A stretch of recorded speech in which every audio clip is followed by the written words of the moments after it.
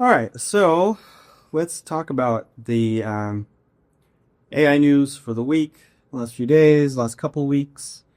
Um, why didn't you introduce yourself, Simon? Oh, well, I'm Simon Carney and CEO of Click to View. And uh, the reason why we're here is because Erik has been doing this wonderful research every week and sharing it with the team. And I thought it's too good just to keep keep to ourselves. And it's very exciting, but it's also like AI. Kind of worried whether it's going to eat up all our jobs. So we were trying to keep ahead of it. That's why we're here. Yeah, definitely an interesting space and thing to be thinking about these days. Um, I'm Eric. I'm a senior account director at Click2View, and like Simon said, I do a weekly kind of summing up of what's been going on in AI, and yeah. So let's jump into it. One of the kind of really interesting things to me this last week was just seeing Genie 3, which is basically like Google's, they call it a new frontier for world models. I mean, we look at it and we think, oh, this is cool for like video games. We can prompt in video games. But when I think about it, I also think like, yeah, that's true. But what you're actually seeing is also something that could end up going into AI robotics to anticipate what it's going to see in the world as it walks around. Yeah, yeah, 100%. So that's also it's like be really cool if we can prompt video games, but also like it's really interesting. Does this give us an opportunity to recreate real world scenarios? So, like, could we recreate Orchard Road, for instance? Yeah, so I'm not entirely sure, but I did basically see people, basically saying like, hey, you could take Google Maps, you could put it in this thing and basically recreate it, right? So is Google gonna do that at some point where it's here's Google World? Well, I mean, they've been going along that path for a long time, sort of recreating a digital twin of the world. So, Yeah, yeah, exactly. So once now, the only thing with this one is that you can interact with the world, but you only got about 1 minute to 3 minute run time. Uh, and as far as I know, it's not no not everyone can access this yet. It's some people have access, but pretty much everyone else doesn't. so I can see the scenario for sort of very creative projects, scripted type stuff, video games. Can you see where it might fit in? I suppose advertising, like an advertising campaign, where it's like created from a blank canvas. Well, I think yeah, if maybe in the future if we could, you could launch a campaign, but you actually enter into that space. Like let's say if it's I mean I'm just off the top of my head here, but like instead of a live pop up on Orchard Street, maybe you know if VR glasses and glasses become more mainstream, where you can actually interact with that space, right? Then you could literally launch a campaign where you design a space really nice, and then you could actually interact with it. Yeah. But yeah, a lot of different ways. I guess you could interact with this. I'm just thinking that to some extent, what is the easier barrier to entry versus like not just having VR glasses on, but would it still be as compelling if it's just on your computer screen? Of course it would, because VR didn't ever work.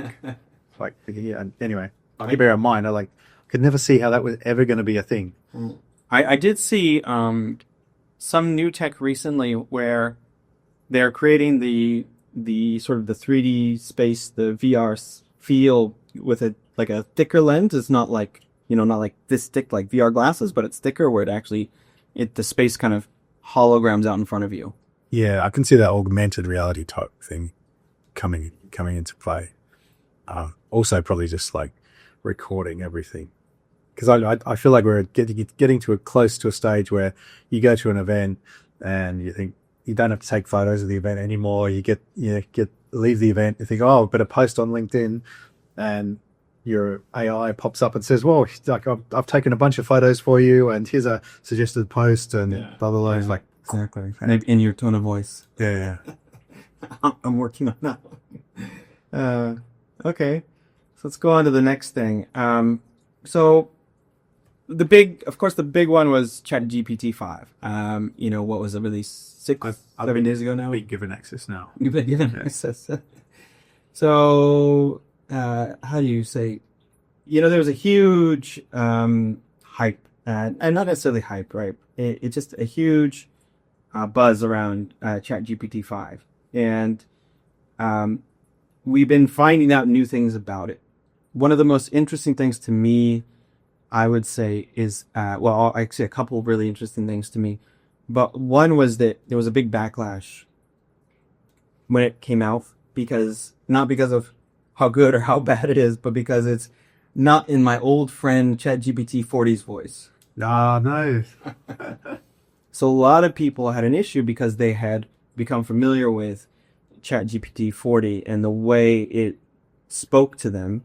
Or when we were even having the conversation the other day about being a power user and like, hey, I want to switch between my models. I want to use ChatGPT 03 or, maybe if I'm writing, 4.5 preview, that type of thing. So it was a big backlash, and they've since actually brought back ChatGPT 40. You can select it now. All right. See, we didn't really notice a tone of voice difference. The responsiveness was slightly different. And I never really understood which model was the right one anyway. They all seem to do a pretty good job. But ChatGPT 5 does seem to be faster and I guess better anecdotally. Yeah, so there was a lot of debates around like, okay, what model am I getting? Is it as good? Like you said, sometimes it'll be really fast. And all my responses have been good to ChatGPT. But I honestly run it usually on thinking pretty much all the time, which is pretty slow.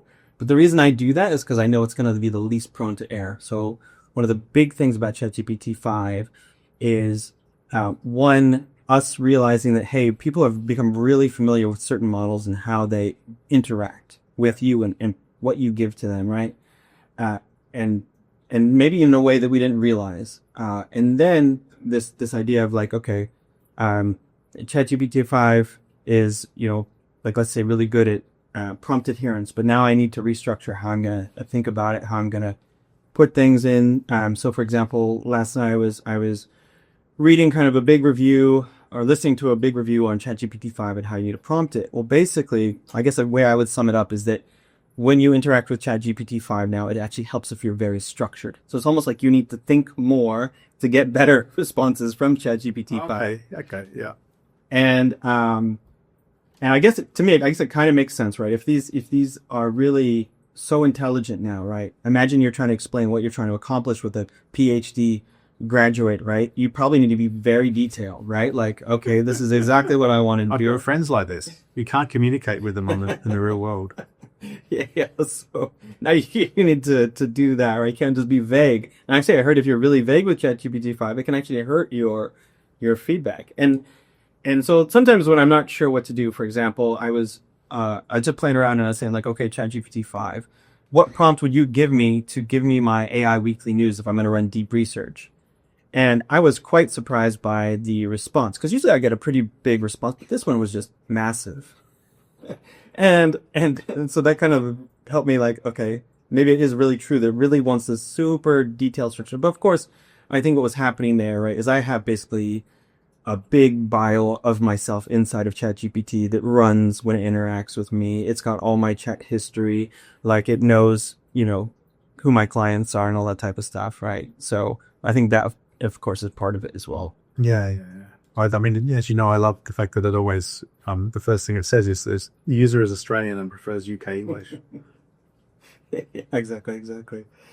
And I think the reality is that they are going to try to roll out the models to actually interact with you more specifically to what you want. You, in the sense, you can already do that, but and I haven't seen it on my interface. Maybe it's the Pro, but I'm not sure if it's rolled out now or what, but you can actually choose different styles. But I think the goal here would actually to really tune these systems to kind of respond to you and interact with you in a way that you want them to. But to me, that was interesting. Like, okay, well, if I just tune the AI to respond to me how I want it to, is that actually the best way, right?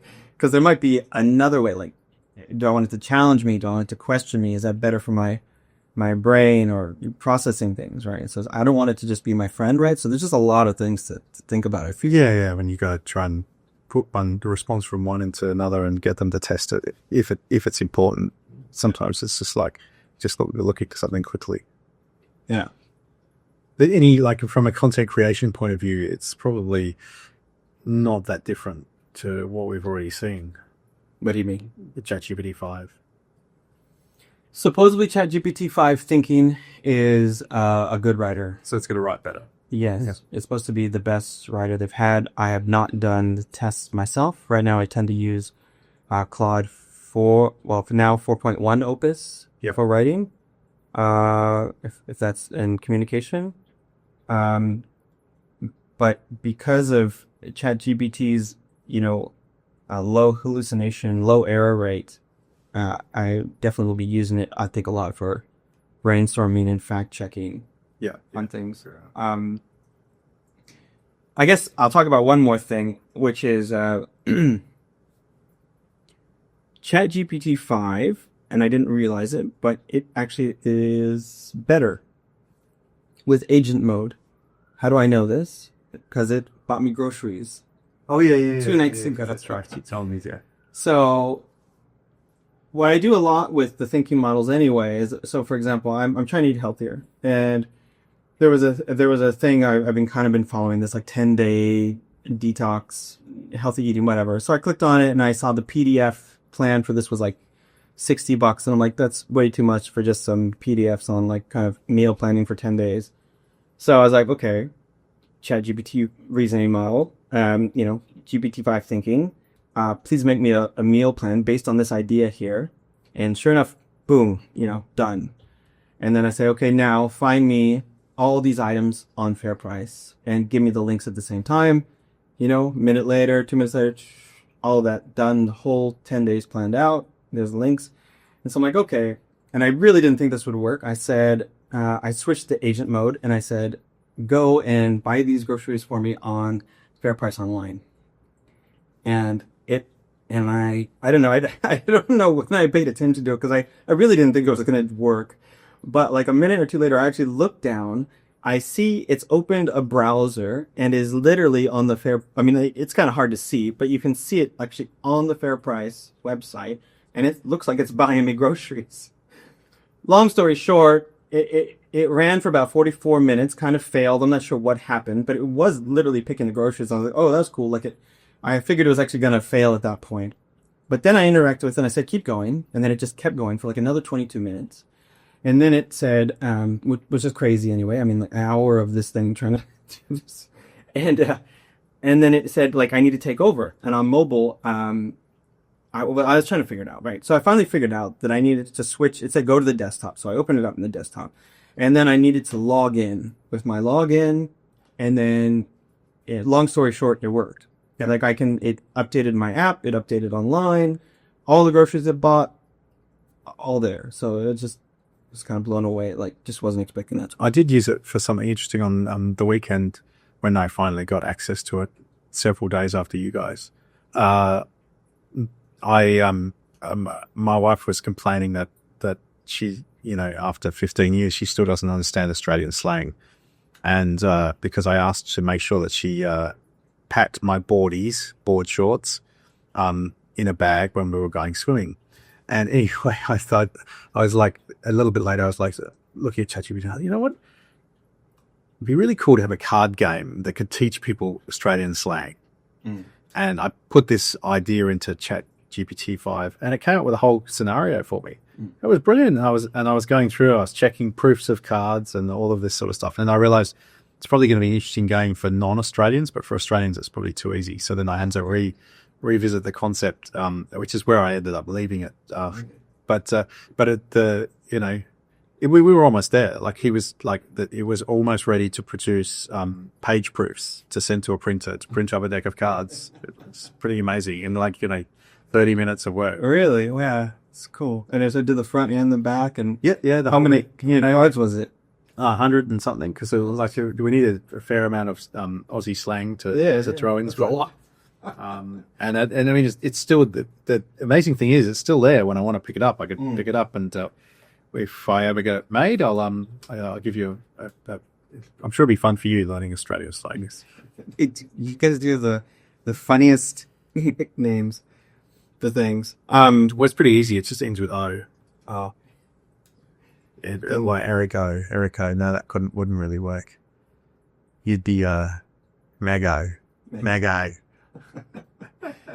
what you could do, I mean, I like, of course, the idea of the physical cards, but you could even try to see if it could spin you up a web app. Oh yeah, we'd probably do that as well. That would be the MVP almost, rather than printing. Well, no, I mean, I think printing's nice though. So what else is going on? So, I think, I guess another point about ChatGPT 5, since we're still talking about ChatGPT, based on my deck here from last week, which is that, it has a, larger memory and it is more consistent. I'm not entirely sure what that is, how it's done so, but I mentioned to you the other day about how it actually will track better. Like I put an image in there for like a quick character short film I'm working on, and normally it wouldn't actually, it would vary quite a bit. And literally I just tell it to keep that same character style, and it's much more accurate now. So, and I'm assuming that's because it has a very big prompt behind that it's using to refer to that image. So I think is it gonna impact our our animation work? I mean that's more like Runway and VO3. Yeah. The Chat GPT 5. If actually I did watch a video the other day where a guy actually did create most of his animation through ChatGPT 5, right? So he creates the still image, and the reason he used ChatGPT 5 was because there was a certain felt quality, like that, like a fabric, like felt, that he wanted his animated bees to have, and ChatGPT was the best at it. So, I think it's just one of those things where different models would be better at different things, So. For me, one of the things I guess that I've been playing around with a lot, and of course, when we saw the ChatGPT 5 release, right? Besides Sam Altman talking about healthcare and not needing to switch between the models, was they brought up a lot of coding, right? So Claude is basically right now is basically winning the coding war in a lot of enterprise. So the highest use case for AI is actually people who code, right? And so Claude is actually the one that the most companies have taken up. And when I use Claude too, I've been finding myself using it more and more just because it tends to get things right. It has less hiccups, so to speak. And I think you really saw Sam and the team basically trying to really show that, hey, ChatGPT 5 can code really well, and they brought in Cursor, who's connected to the whole vibe coding movement. So, and then the big part of this, right, is that you and I can now code. I've been working on lots of little websites myself, mostly around filmmaking. And I tried to get, the one for the company, the proposal builder, but that one didn't quite work. But this idea that we can code, we can build things, and then it can start to communicate to things in the world, right? Digitally anyway. Yeah, I know there's this whole idea that software is just at the beginning. Yeah. But it's not like, software is like something you buy and it's put together by a team of people. Now our software is in, like, we all create a little app for ourselves, do whatever we want. Yeah, exactly. And I think basically all the big players see that that's one of the biggest things, right? And then all the connections. Like I was recently playing around with Claude Desktop, and I was just amazed at how much this Claude can actually connect. Like it can connect to my desktop, it can connect to my Apple Notes, it can connect to like all these things already built in. So technically, I could try and build and like talk to MCP servers and try to connect it, but literally Claude is building in a lot of integrations, and we're seeing that with ChatGPT as well, but just not as much as Claude. So I think we're still like the whole agent thing is still kind of hit and miss though, because I mean I say like, wow, that was crazy. ChatGPT 5 can buy me groceries. But the week before, when I wasn't using ChatGPT 5, before they'd switched over, so it's about 2 weeks now, it failed at just doing a nice deck for me. Like, by far, it was a fairly bad slide deck. It took it 37 minutes, and it was pretty disappointing. Whereas if I had just done run deep research and taken that same output and then put it in something like Gamma, I would have a much better audiobook. Yeah. Much prettier to look at, much more content. And I think one thing that, I'm going through my slides here, just thinking about like Notebook LM.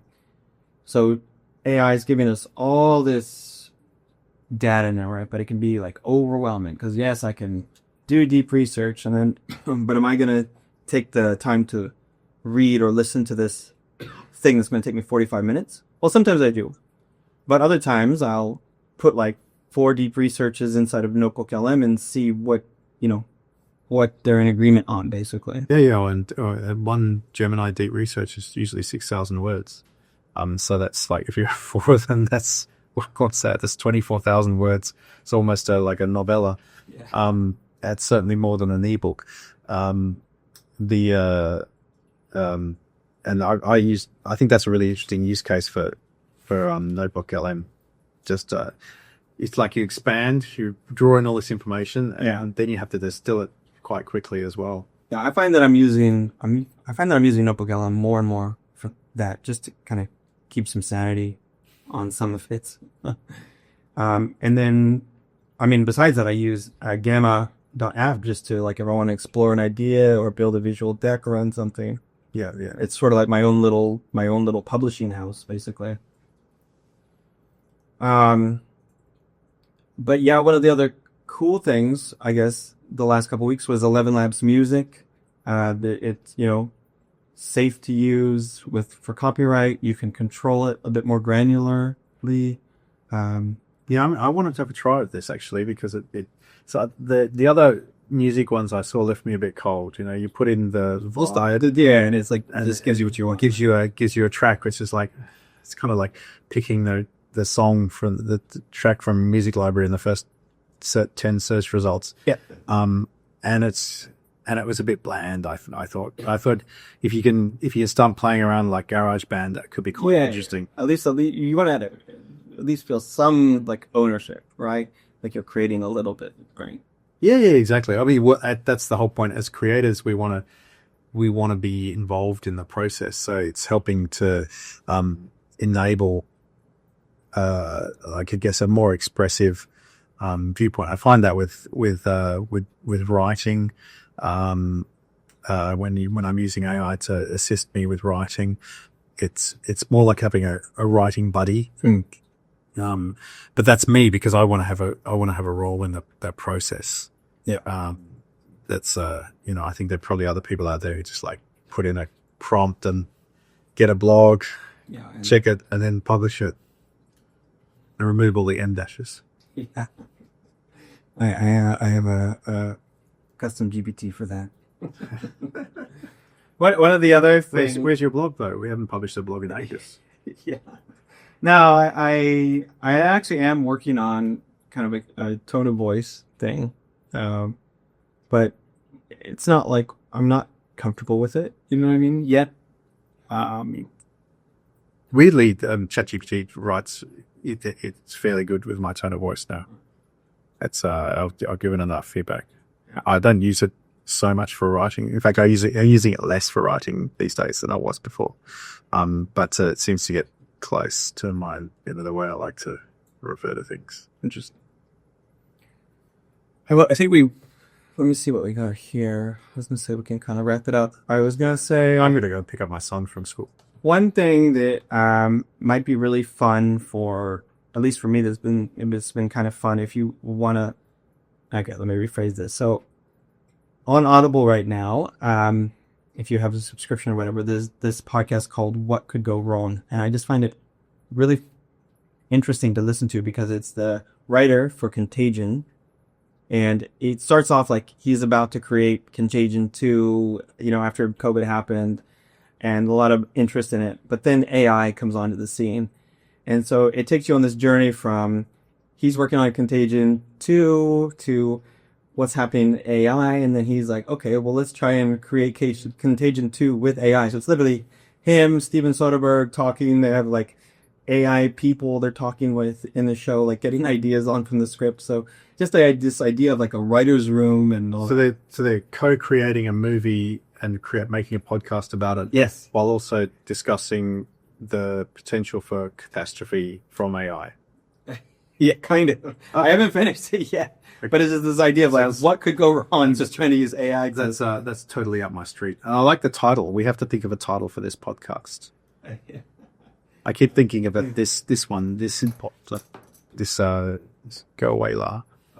Right, but I don't think that's totally relevant. I was like, maybe it's called "Please Don't Take Our Jobs." So save us, something like that. Right. Well, thanks, Eric. That's been really good. I'm looking forward to hearing the next one. Yeah. Thanks, Simon. In about 45. Yes. When the next week comes up. Yeah. All right. Thanks, everyone. Thank you for watching.